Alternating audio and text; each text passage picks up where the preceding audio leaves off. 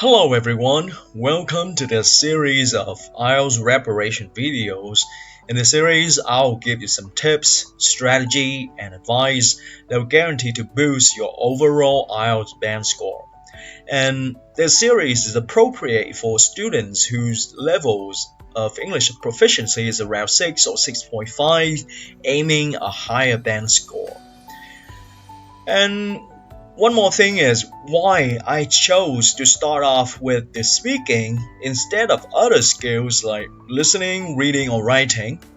Simply because speaking has been reported as one of the most challenging skills that Vietnamese students encounter during their study. So you started with first, so you have more time to prepare, and there's likely that you had the fruitful result. Ok, xin chào mọi người. Thì hôm nay mình sẽ bắt đầu cái chuỗi series bài về cách tôi hướng dẫn mọi người làm sao mà tăng điểm cho bài thi cho cái điểm số IELTS của mình. Thì trong cái chuỗi video này tôi sẽ hướng dẫn mọi người, cung cấp cho mọi người cái thủ thuật, chiến lược và cái lời khuyên để áp dụng để mình có thể tăng điểm IELTS band score cho mình. Thì đây là những cái mà tôi rút ra từ các bạn học viên đã học với tôi. Nếu bạn áp dụng đúng như cái này thì hiện tại đã có được 3 bạn được IELTS 8 và một bạn được 8.5, 3 bạn được điểm 8 và 8.5 trong kỳ thi IELTS, và rất nhiều bạn được từ 7, 6.5 và 7 rất nhiều. Series này phù hợp cho những bạn đang có trình độ đó là từ 6 hoặc là 6.5 IELTS.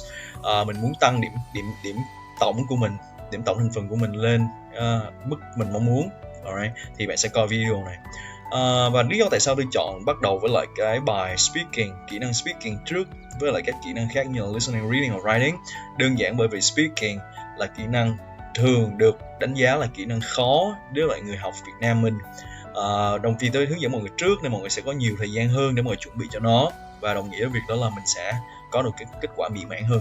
Okay, so that's it, and let's get started with the first lesson. Mình bắt đầu với lại cái bài học đầu tiên nhé. Thì cái bài đầu tiên là tôi sẽ hướng dẫn mọi người về cách mà mở rộng ý mình ra khi mình trả lời. Okay, so let's go. I try to speak English, and if I tried also to speak some Vietnamese, so let's get started. First, I have this as expanding ideas. You need to understand the task, what is required you to do, right? So here I have one questions and the sample answer. Let's have a look at that, please. All right, so the question is, what are you studying at the moment? The answer is, I'm studying finance at university. It's a 4-year course and I'm a junior now, which means I started 3 years ago. So I have just 1 year left. I'm enjoying it a lot, so it'll be sad to finish. Alright, thì ở đây tôi có câu trả lời thì mọi người xem nó, mình phân tích nó xem nó có phải là một câu trả lời tốt không nhé. Thì đầu tiên mình trả lời tôi đã trong câu này có bao nhiêu câu ạ? Alright, trong câu trả lời này mình có 3 câu đúng không? Mình có bao nhiêu thì được sử dụng ở trong bài này ạ? Alright, bạn nào trả lời đó là 4 thì nó là chính xác. Ở đây mình có 4 cái thì: hiện tại tiếp diễn, hiện tại đơn, quá khứ đơn và thì tương lai. Alright. Thì ở đây tôi có thêm một cái nữa, câu hỏi như thế mọi người nữa, đó là mọi người thấy nó có cái linking devices nào ở đây không? Yep, có. Yeah, nó là chữ so, và nó có chữ thêm nữa là and, đúng không? Alright. Thì ở đây mình đáp ứng, nếu mà câu trả lời này là một câu trả lời tốt, tại vì nó đáp ứng được tiêu chí về grammatical range, mình đáp ứng được tiêu chí về thì này, mình đáp ứng về linking devices, đó là coherence and cohesion, right? Và mình đáp ứng được thêm một cái tiêu chí về từ vựng nữa. Đây có từ vựng rất là hay về chủ đề, đó là junior, finance, university, những cái từ mà mình trong chủ đề về học thuật, về trường học, đúng không? Alright, thì nó khá là tốt. Thì đây là một câu trả lời tốt và đủ em điểm cho bạn từ 7 trở lên. Alright. Yeah, ở đây tôi phân tích một xíu cho bạn nào muốn tìm hiểu, nó là tôi đang học finance tại trường đại học, đó là một khóa học 4 năm. Tôi đang là một sinh viên năm 3 junior, mình có sinh viên như là freshman, sinh viên năm 2 là sophomore, sinh viên năm 3 junior và năm cuối đó là senior. Có nghĩa là which means, đây là một cấu trúc rất là hay mà để quan hệ, đó là bạn giải thích cái điều đó ra. which means the story tôi bắt đầu nó 3 năm trước, và tôi chỉ còn 1 năm nữa thôi. Thì hiện tại tôi đang rất là thích thú với nó, hứng thú với nó, và sẽ rất buồn khi mà tôi phải kết thúc cái khóa học. Alright, thì cái việc trả lời như vậy, khi mình trả lời một câu, thẳng một câu hỏi giống là what are you studying at the moment, bạn trả lời với một câu rồi đó là I'm studying finance at the university, dừng ngay đây thì bạn sẽ mất điểm khá là nhiều. Tại sao ạ? Alright, tại vì người ta không biết được khả năng của mình. Thì việc trả lời dài nó có ưu điểm là gì? Khi nó có cái ưu điểm sau. Đầu tiên, khi bạn trả lời dài, một câu hỏi dài, thì có nghĩa là giám khảo sẽ có ai hỏi cho bạn hơn. Tại vì họ bị giới hạn trong khoảng thời gian đó, họ chỉ hỏi bạn nhiều câu đó thôi. Nhưng mà bạn trả lời nhiều thì ít câu hỏi hơn. Và khi bạn trả lời nhiều và dài như vậy thì đồng nghĩa việc đó là bạn cho người ta thấy được khả năng nói của bạn. Đó mới là điều quan trọng để họ có thể đánh giá được cái năng lực của bạn. Nếu bạn không trả lời thì ta đâu biết mình như nào đâu mà người ta đánh giá. Right, so đó là 3 cái ưu điểm của việc trả lời dài. Right here. Không ạ? Thì bây giờ anh cũng biết mọi người đều thường hỏi, people usually ask, yeah, I know all the stuff that you said, but why, how can I do that? Right, thì câu hỏi là ai cũng biết cái này nhưng mà làm sao để làm được nó, thì phần tiếp theo sẽ dành cho bạn. Alright, so let's get started. Thì mình sẽ hướng dẫn mọi người làm sao để mở rộng cái câu trả lời mình ra. Đầu tiên, cái kỹ thuật, cái techniques, cái strategy tôi hướng dẫn mọi người đó là sử dụng 5W1H. 5W1H là sao? Mình sử dụng những câu hỏi như là what, why, where, who, how để định hình cho câu trả lời của mình. Alright, so for example, luyện tập thử với nhau nhé. Tôi có một câu hỏi như vậy. Let's go. When was the last time you went on holiday? Lần cuối cùng mà mình đi nghỉ dưỡng, đi du lịch, đi chơi, kỳ nghỉ là khi nào? Nếu mọi người chỉ trả lời đơn thuần như câu ở trên thôi thì nó không đạt. Mà mọi người hãy thử cố gắng mình sử dụng những cái câu hỏi ở trong phần example 1, phần 1 để mình trả lời, đó là when did you go? Vừa trả lời bạn đã đi khi nào? Whom or who did you go with? Bạn đi là đi với ai? Where did you go? Mình đã đi đâu? What was the place? How was the place? Cái nơi đó đã trông như nào? Why was it worth visiting? Cái nơi nào mà tại sao mà cái nơi đó nó lại đáng để mà thăm thú? Và what did you do there? Mình đã làm gì ở đó? Ok, thì có 6 câu này, mọi người pause video lại và trả lời nó nhé. Rồi mình sẽ bắt đầu.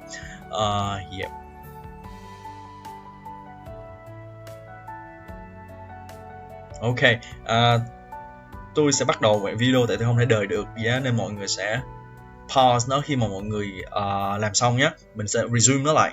Alright, thì câu trả lời ở đây đó là well, if my memory serves me right. Đây là một câu khá là hay để mà bạn tăng số từ mình nói, tăng sự tự nhiên trong lúc nói đó.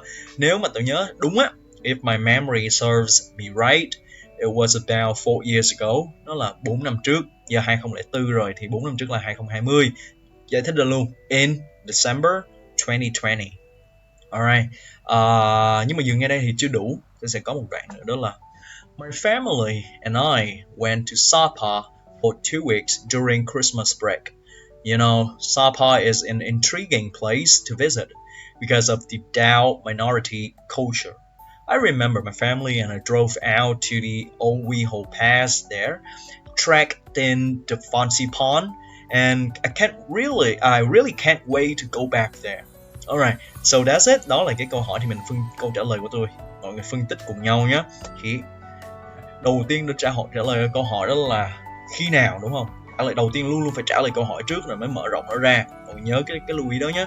Luôn luôn trả lời trước rồi mới mở rộng. Nếu bạn mở rộng rồi bạn trả lời lại, đó là lạc đề. Alright, nên bạn sẽ mất điểm. Alright, lưu ý. Thì ở đây đó là well, if my memory serves me right, it was about 4 years ago in December 2020. Đó là trả lời cho câu hỏi when. Và trả lời đi với ai? My family là who, đúng không? Trả lời cho where, hồi nãy là mình đi đâu? Mình đi I went to Sapa for 2 weeks during the Christmas break. How? Cái nơi đó như nào? Nó thú vị, đúng không? Intriguing place to visit. Tại sao?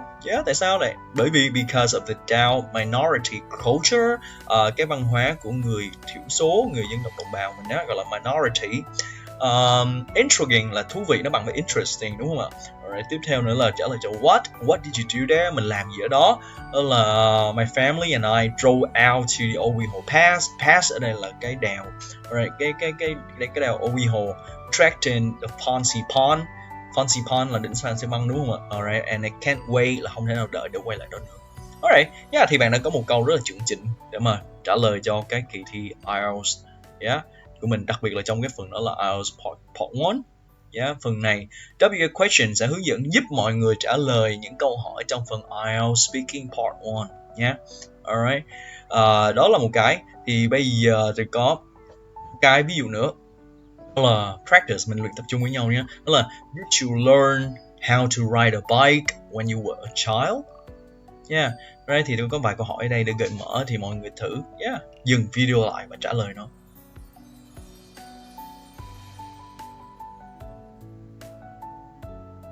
Ok, thì trong lúc mọi người làm nó thì khi nào xong mọi người sẽ nhấn play, mình resume cái video lại nhé.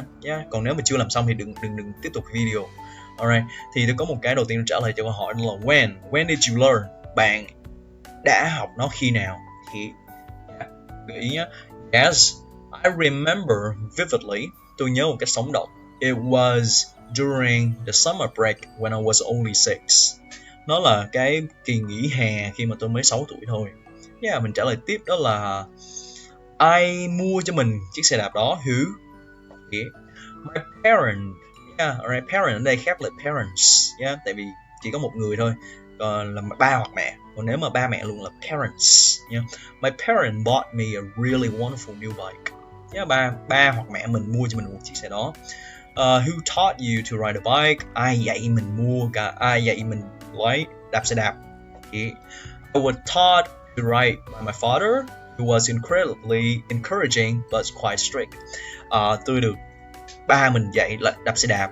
Cái người ba của tôi là người rất là kiểu mà động viên mình làm việc đó, nhưng mà cũng rất là khó khăn, như là nghiêm khắc. Alright. Ở đây nó khá là hay, cái chữ đó là mình giải thích sử dụng cái mình đang quan hệ là who was incredibly encouraging. Alright. Tiếp theo nữa đó là how or why, mình sẽ mở rộng nó ra. Là learning how to ride a bike was challenging. Thay vì mình xài difficult, mình nâng cấp từ vựng là challenging. At first, nó khá là, lúc đầu khi mà học lái đạp xe đạp thì nó khá là khó khăn. Nhưng mà keep my feet, ở đây highlight nó một từ hay. Keep my feet, nó là which means that you manage not to fail. Alright. Thì mình cố gắng mình giữ thăng bằng, nghĩa là làm sao để mình không có té, not to fall, sorry. Manage not to fall. Everything became easier. Mọi thứ sẽ trở nên dễ dàng hơn. Ok, so that's it. Đó là cái phần mình làm chung với mọi người. Phần đầu tiên mình sử dụng câu hỏi đó là WA questions để mở rộng cái câu trả lời của mình ra. Ok, thì tiếp theo tôi sẽ hướng dẫn mọi người thêm một cái techniques nữa, một cái strategy nữa để mà mở rộng cái cấu trúc cách trả lời trong phần IELTS part 2 nhé. Phần này là part 1. Part 2 mình sẽ sử dụng kỹ thuật đó gọi là Storify, cái chuyện. Thì part 2 này nó chỉ có 2 phút. Thì nó khá là, nhiều bạn sinh viên báo lại là nó rất là khó, tại vì nói 1 phút còn khó nên nó chỉ nói thêm 2 phút. Don't worry, thì bạn sẽ kiểu mà bạn vẽ một câu chuyện để bạn kể lại thì nó sẽ dễ hơn rất nhiều. Ok, let's go. Tôi có một câu hỏi ở đây đó là describe a teacher from the past whom you remember. Cái người mà bạn nhớ. Alright. Giáo viên cũ. Alright. So here, I got this. Okay. The person I'm going to talk about today is my teacher, Mr. Chris. He taught me English and was my form teacher in my local high school. Ok, thì đây tôi có một cái bài mẫu. Cách trả lời đầu tiên khi mà nói về người, mọi người sẽ cấu trúc là ok. Cái người mà tôi muốn nói về, the person I'm going to talk about today is cái người nào đó. Rồi mình sẽ thêm một câu để miêu tả cái người nào đó, chứ mình đừng dừng ngay đó nhé. Giống như ông này là ông thầy Chris, ông dạy tôi tiếng Anh và ông là my form teacher. Form teacher ở đây là giáo viên chủ nhiệm nhé. My form teacher in my local high school. Alright. Thì mở ra mình kể chuyện bằng cách nào? Here. Tương tự như cái phần đó thì bạn hãy kể chuyện bằng cách là well, I would say, thì bạn kể lại sử dụng thì. Kể chuyện thì chỉ có một lưu ý cho mọi người thôi, đó là mọi người cố gắng xài đó là thì quá khứ. Thì mình kể chuyện mà, đúng không? Nó sẽ là thì quá khứ, mình cố gắng mình kiểm soát nó. Tôi có vài câu mở đầu mọi người có thể gọi là sử dụng mẫu. Đó là well, I would say he has such a crucial influence on me. If my memory serves me right, each year there was a school play that would be held in front of all the parents, and that year I was 15. Mr. Chris took me on the role of organizing and directing the play. Honestly, I really didn't want to be in it because I was so shy, but Mr. Chris insisted that I take one of the main roles, which meant I would have to do a lot of speaking. Obviously, when I was so nervous, anyway, I went ahead and aced my performance. That no deny that it really boosted my confidence and this has helped me to this day. Alright, thì đó là một cái bài văn mẫu tôi soạn trước. Thì ở đây đó là một cách mà mình kể lại một câu chuyện. Yeah.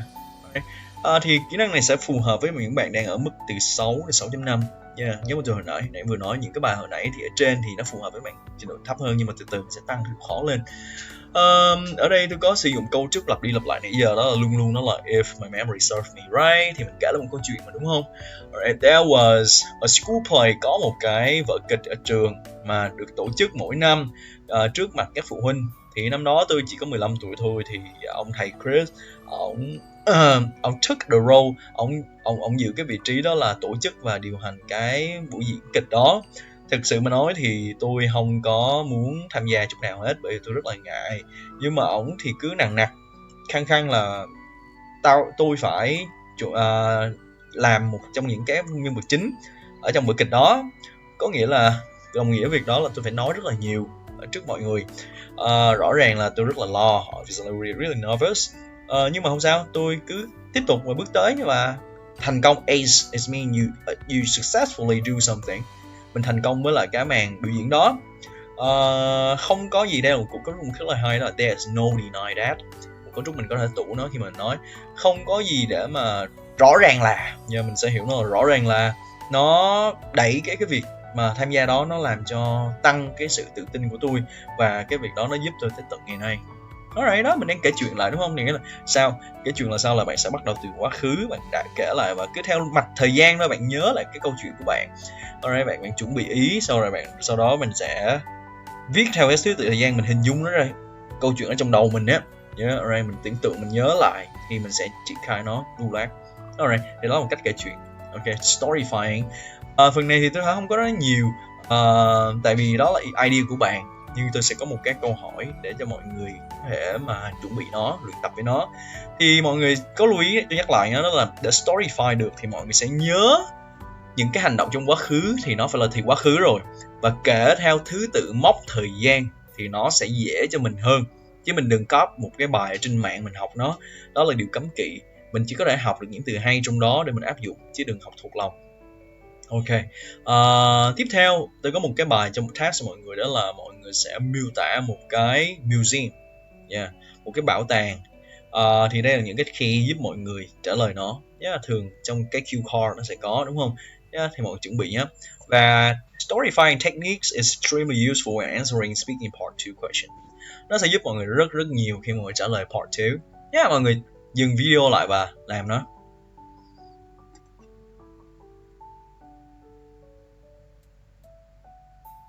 Ok, sau khi mọi người làm, mọi người thu lại, mọi người có thể gửi lại, tôi sẽ chấm cho mọi người nhé. Alright, let's go. Tiếp theo mình có cái phần kỹ thuật thứ 3 mà áp dụng, đó là chắc chắn mọi người biết rồi, phần là using W question là part 1, Storify là part 2, và phần 3 của mình sẽ là A.R.E.E. Viết tắt là chữ answer, reason, examples and effects. Nghĩa là cấu trúc đó là A.R.E.E. Đó là trả lời câu hỏi thẳng vào đó, đưa lý do tại sao, thêm ví dụ và cái hiệu ứng của nó, tác động của nó. Ok, thì phần này sẽ giúp mình trong phần đó là part 3. Alright, so let's get started. How have newspaper changed in recent years? Cái việc mà báo chí nó đã thay đổi như nào trong những năm gần đây? Alright, báo chí thay đổi như nào? Thì ở đây tôi có đó là 4 câu ở ngay đây.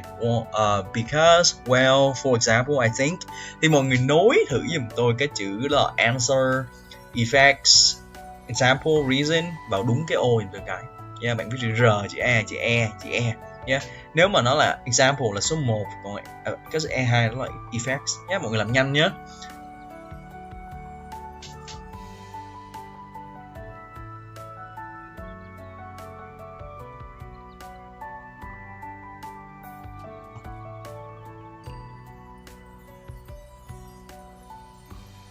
Ok, thì sau khi mọi người làm xong Thì đây là đáp án. Ok, bước tiếp theo nữa mọi người cần làm đó là mọi người sắp xếp thứ tự hồi nãy tôi nói mọi người, đó là A đúng không? A.R.E.E. Thì nó sẽ ra được cái như vậy. Thì công thức của mình đó là như vậy. Thì tôi phân tích cho mọi người nhé, khi mà người ta hỏi mình phải luôn luôn trả lời vào một cái ví dụ cụ thể. Ví dụ ở đây tôi có là gì ạ? Đầu tiên là how have newspaper changed in recent years?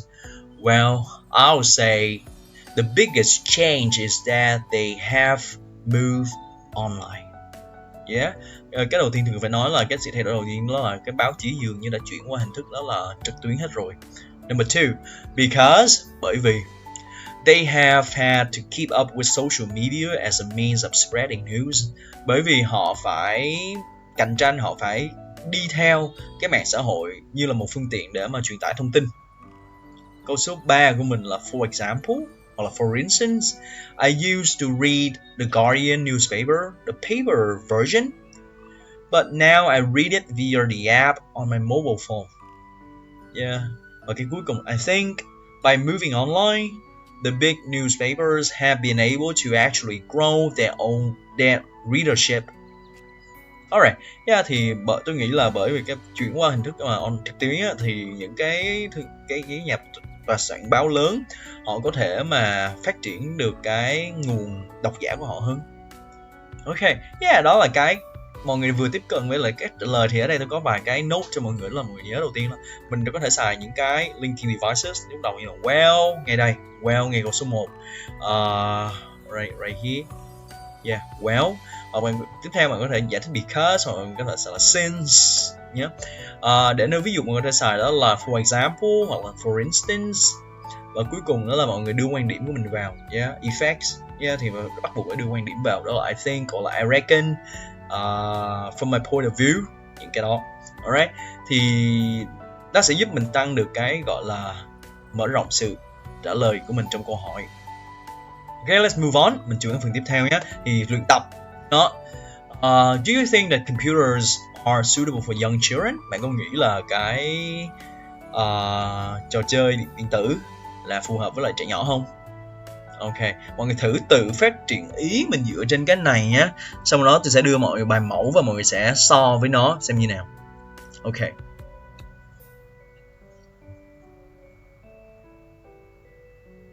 Ok, thì sau khi mà mọi người xem xong bài mẫu á, thì mọi người coi dùm tôi cái này nhá. Đây là cái bài mẫu here.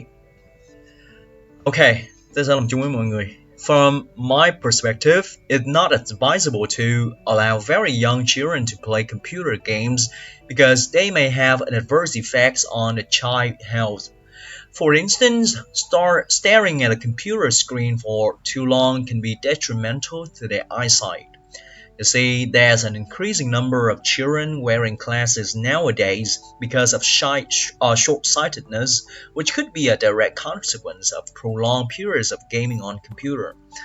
Alright, thì ở đây có vài cái từ hay tôi phân tích với mọi người. Alright, đầu tiên để trả lời thẳng vào câu hỏi chữ A mình nó nằm ở đâu ta? Yeah, mình trả lời thẳng luôn ngay câu đầu tiên. Yeah, it's not advisable to. Nó không phải là điều nên khuyên, không nên làm cái việc đó là cho phép tụi trẻ nhỏ nó chơi điện tử. Chữ tiếp theo đó là chữ R, là chữ reason đúng không? Đó là because they may have an adverse effect on, là một cụm từ khá là hay, đó là có tác động xấu tới cái gì đó, tới cái tác động xấu tới lại cái sức khỏe của tụi nhỏ. Ví dụ for instance, hồi nãy mình xài for example đúng không? Ở đây xài là for instance, staring at, cái việc nhìn vào cái màn hình máy tính quá lâu có thể dẫn đến be detrimental to, là gây nguy hiểm tới lại cái mắt của tụi nó. Yeah, tầm you see thì tăng được coherence ở đây đúng không? There is an increasing number of children. Yeah, ngữ pháp phần ở đây tăng điểm. Wearing glasses, có một số lượng lớn tụi nhỏ đang đeo mắt kiếng vào ngày nay rồi, bởi vì bị cận thị short-sightedness, which could be a direct consequences, thì cái việc đó có thể là do hậu quả của việc mà nhìn vào màn hình máy tính quá lâu, prolonged period. Prolong là kéo dài, cái việc kéo dài cái việc mà chơi game, chơi điện tử ở trên máy tính. Alright, thì đây có một cái nốt để bạn có thể mở rộng lên. Bạn có thể xài cấu trúc này, nguyên cái template này bạn bưng vào bạn xài. Not suitable for bằng với lại unsuited to, hoặc là it's not advisable to. Yeah. Thì khi mà người ta hỏi về mình mừng ba, người ta hay hỏi về quan điểm của mình á, thì mình có thể sử dụng cấu trúc này, đó là it's not advisable to, it's not suitable for, it's unsuited to. Yeah, để trả lời. Sau đó mình sử dụng cái cấu trúc đó là reason, example và effect để giải thích cho nó. Alright, thì cái cách đó là cách trả lời cho mình. Thì mọi người trả lời ở đây nó có vài cái bài luyện tập cho mọi người, đó là phần part 1. Thế có vài người hỏi, đó là what type of activities do you like to do in your free time? Alright, mình có thể sử dụng là I would say playing computer games is one of the most favorite activity that I do in my spare time. Đấy, để mình trả lời nó. Tiếp theo reason, why, tại sao? Well, because of my hectic schedule, I usually do not have a lot of free time to enjoy myself. So whenever I had some free time for myself, I would definitely go for computer games because I can escape from the daily routines. Yeah, đó là cái reason.